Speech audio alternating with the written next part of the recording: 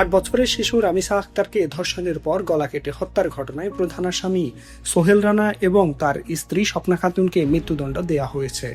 রোববার ঢাকা মহানগর শিশু সহিংসতা দমন ট্রাইব্যুনালের বিচারক মাসরুর সালেকিনের আদালত এই রায় ঘোষণা করেন।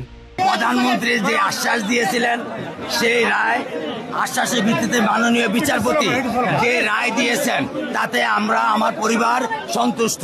আদালত নারী ও শিশু নির্যাতন দমন আইনের 9-এর 2 ধারায় 2 আসামির সর্বোচ্চ শাস্তি মৃত্যুদণ্ডের আদেশ দেন। একই সঙ্গে সোহেল রানাকে 5 লাখ টাকা এবং স্বপ্না খাতুনকে 2 লাখ টাকা অর্থদণ্ড দেওয়া হয়েছে।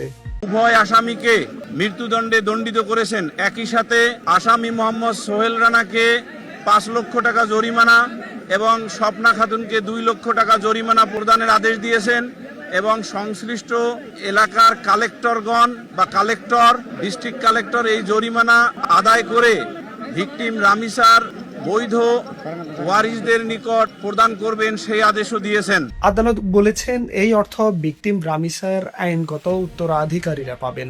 এছাড়া নির্ধারিত ক্ষতিপূরণ পরিশোধ না করলে আসামিদের স্থাবর ও অস্থাবর সম্পত্তি নিলামে বিক্রি করে সেই অর্থও ভিকটিমের পরিবারকে দেওয়ার নির্দেশ দিয়েছেন বিচারক।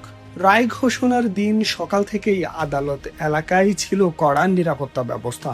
এদিন সকালে প্রথমে আদালতে আনা হয় আসামি স্বপ্না খাতুনকে, পরে কারাগার থেকে প্রিজন ভ্যানে করে আনা হয় প্রধান অভিযুক্ত সোহেল রানাকে। বেলা 11টার পর বিচারক রায় পড়া শুরু করেন। এই রায়ের পরবর্তী আল্লাহ তাআলার কাছে শুকরিয়া আদায় করি এবং সরকার প্রধানকে আমি ধন্যবাদ জানাই। এর আগে গত 19 মে রাজধানীর মিরপুরে ধর্ষণ ও হত্যার এই ঘটনা ঘটে। সেদিন সকালে পপুলার মডেল হাই স্কুলের 2য় শ্রেণীর ছাত্রী রামিসা আক্তার ঘর থেকে বের হয়। অভিযোগ অনুযায়ী তাকে কৌশলে নিজেদের বাসায় ডেকে নেন স্বপ্না খাতুন। কিছু সময় পর মেয়েকে খুঁজতে শুরু করেন তার মা। এক পর্যায়ে সোহেলের বাসার সামনে রামিসার জুতা দেখতে পান তিনি। দরজায় ডাকাডাকির পর কোনো সাড়া না পেয়ে স্বজন ও প্রতিবেশীরা দরজা ভেঙে ভেতরে প্রবেশ করেন।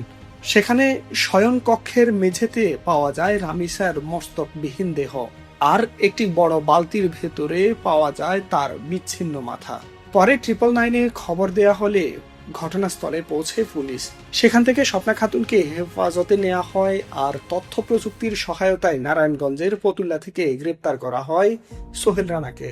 ঘটনার মাত্র 4 দিনের মাথায় তদন্ত শেষ করে অভিযোগপত্র জমা দেয় পুলিশ।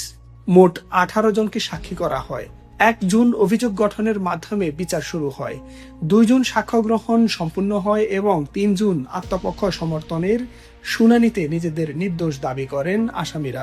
এরপর 4 জুন যুক্তিতর্ক শেষে আদালত রায়ের জন্য আজকের দিন ধার্য করেন। সেই অনুযায়ী আজকের দিনে বিচারক রায় ঘোষণা করেন।